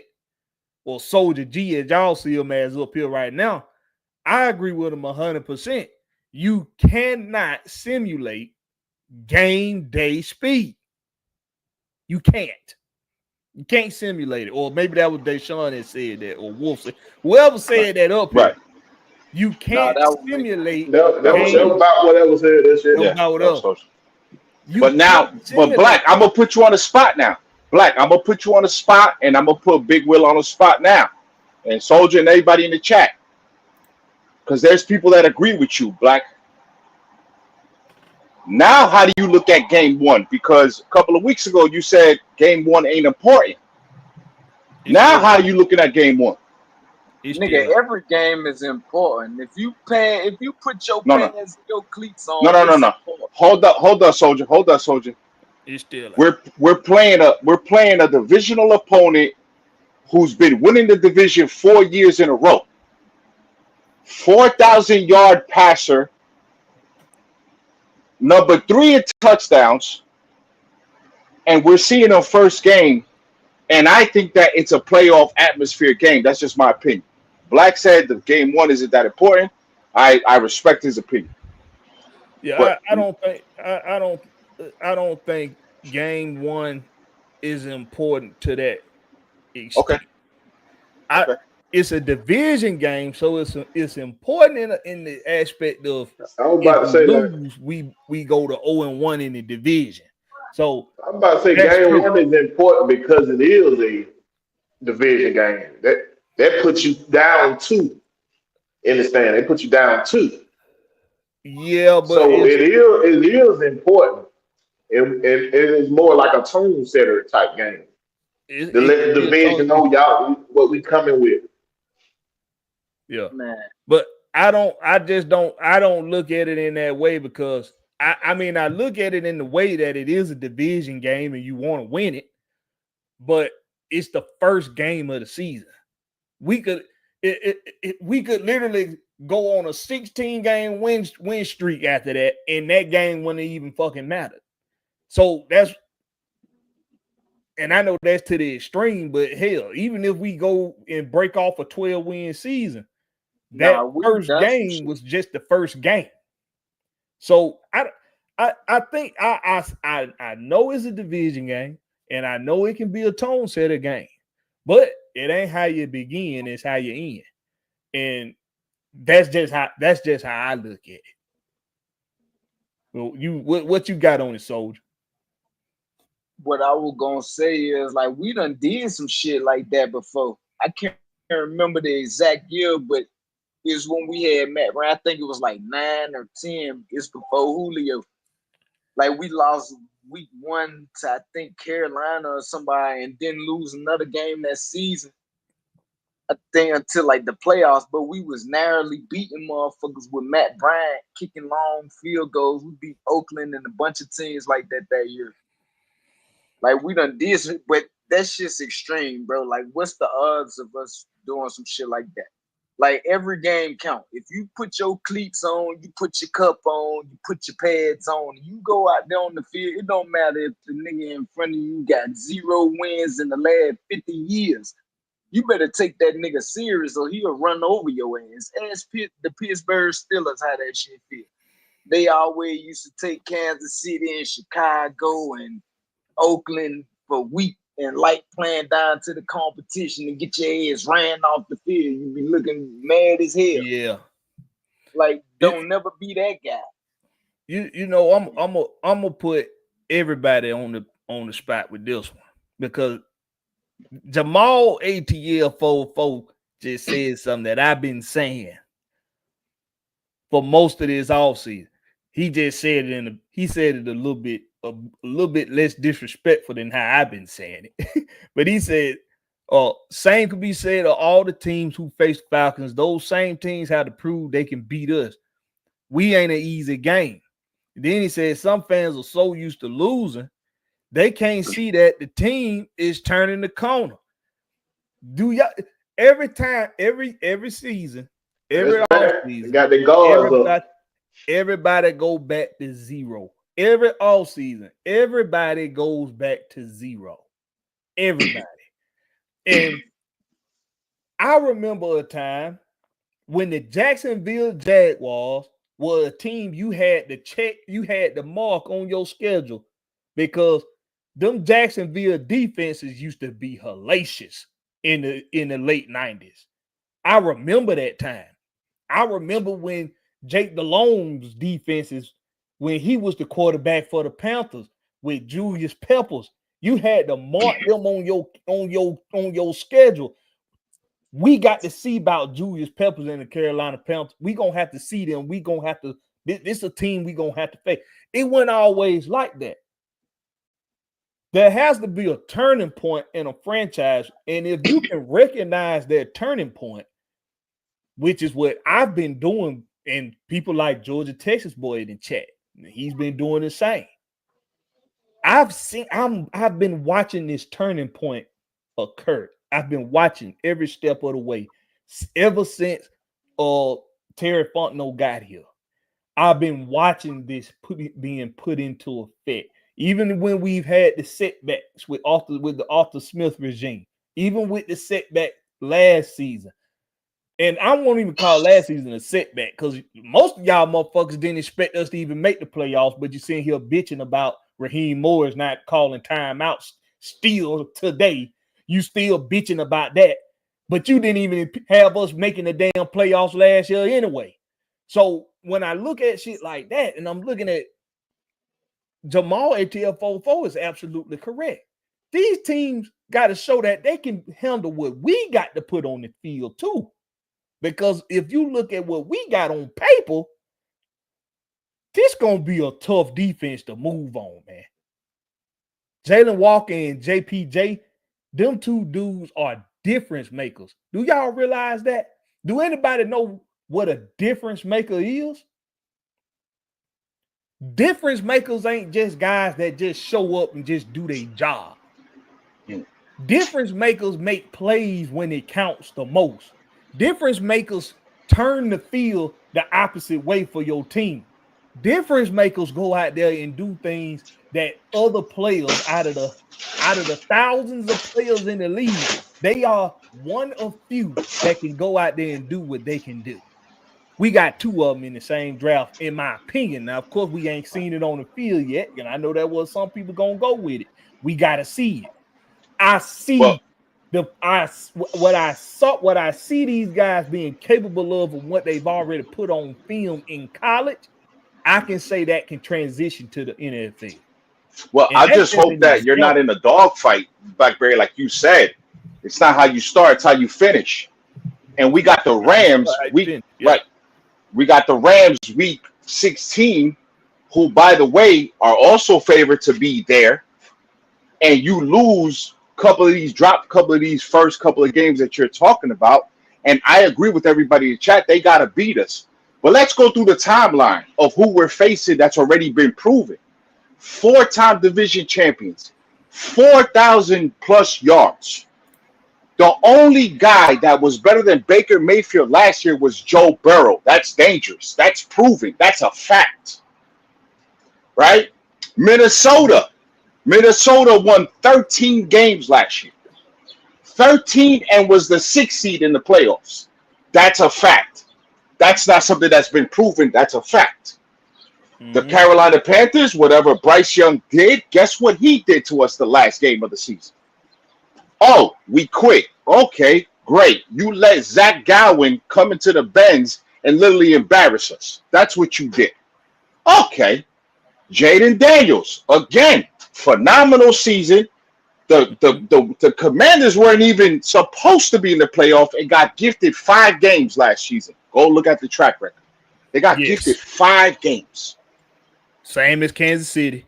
Went to Detroit and destroyed Detroit. That's not a something that needs to be proven. They destroyed Detroit. In where? In Detroit, in the playoffs.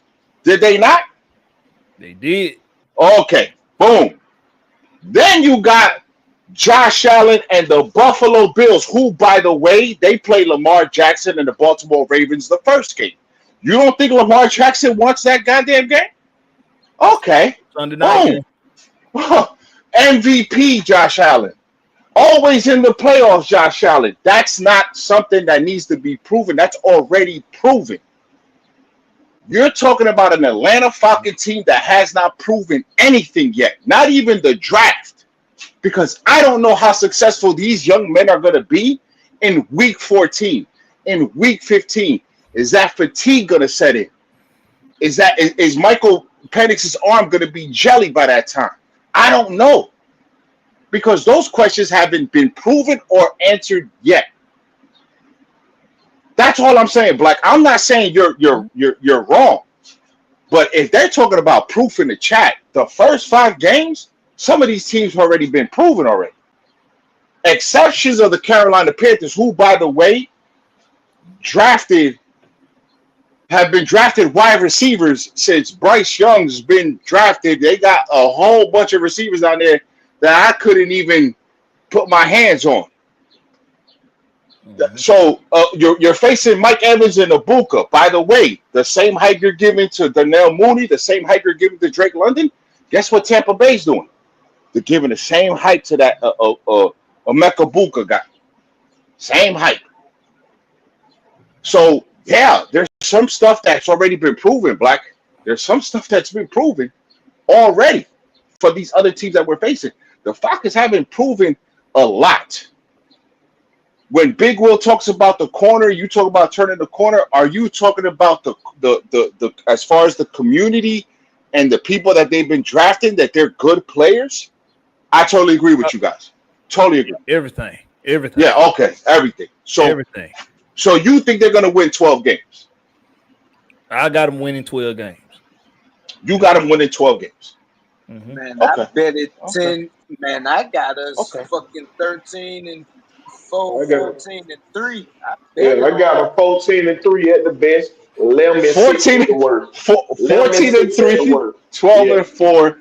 Okay, 14 and 3, 12 and 4. And what do you have going, Soldier? What do you have them going?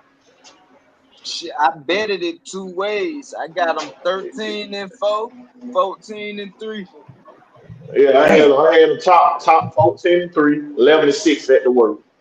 Okay. So at this point, then I would agree with these gentlemen and everybody in the chat that they like the team way better than I do at this point. Is that fair to say? No, You sound like most of us Atlanta fans that got their guards up. You just want to see Okay. it first. So Okay. like I've been saying, I want them to prove it to me, but I still throw the optimistic out there when I do the reps. Okay. Okay. If you ever listen to me, I'm always saying I want them to prove it to me.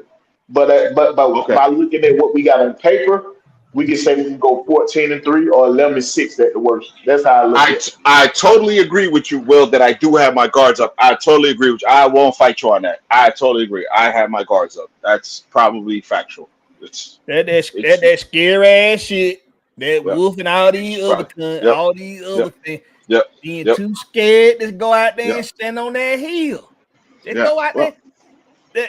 I think they're going to win 9 games only. I think But- they're only going to win 9 games. This is what I say though. This Yes. is what I always Yes. say. You say 9 games? I said they're only going to win 9 games. Okay.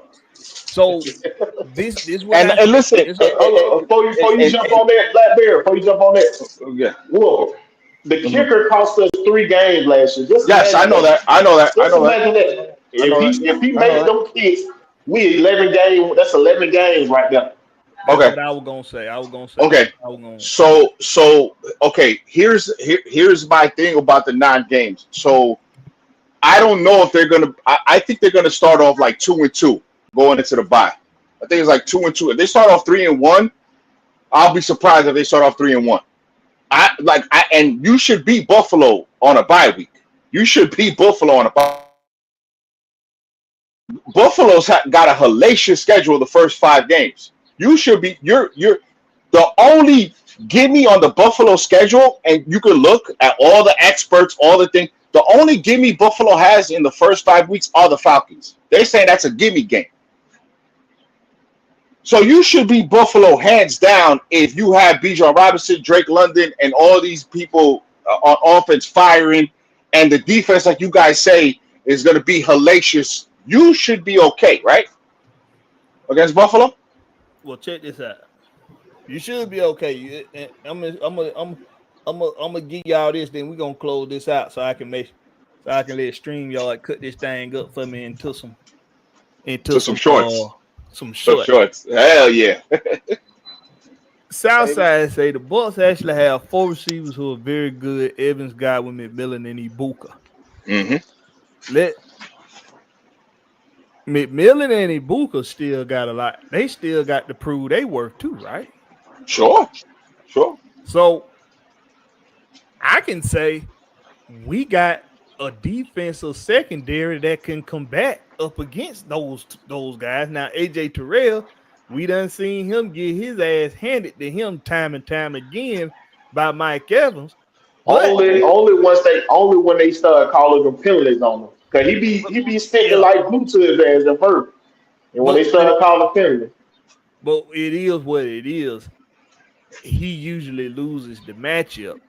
This could be that year where he actually gets some get back on Mike Evans.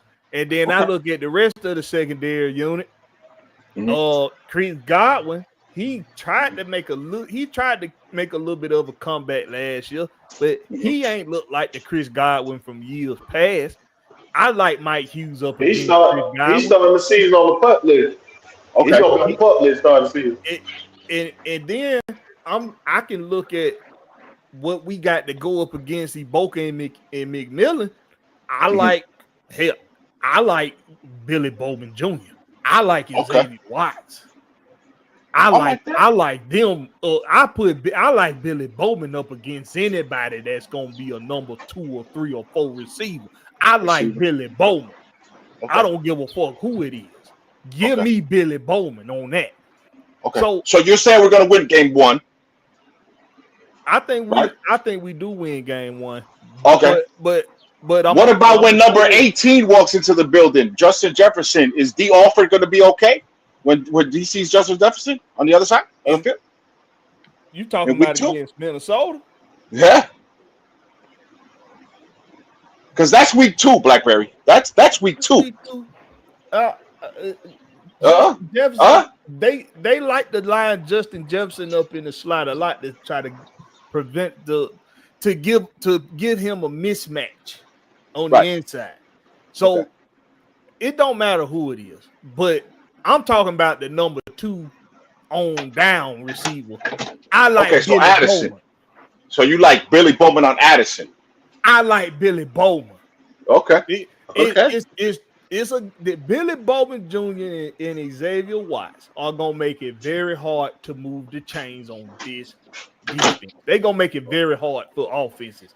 Trust me when I tell you. Watch. You gonna but we will get sacks as well, correct? We will get sacks. We will get who now? We will get sacks against some of these offensive linemen. Yes, because you're facing the top 5 offensive linemen. You're facing a top 10 offensive line week 1, week 2, week 3, and I don't think Commanders got a top 10, but you're facing the Bills, which have. So you're facing 4 top offensive lines in the first 4 out of 5 weeks. You know that, right? So we're okay with that, right? We're okay with that too, right?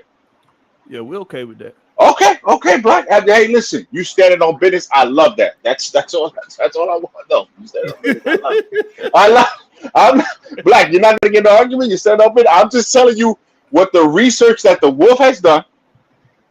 You're facing top 10 offensive linemen, so the rookies are going to be okay against some of these veteran tackles, JPJ. right?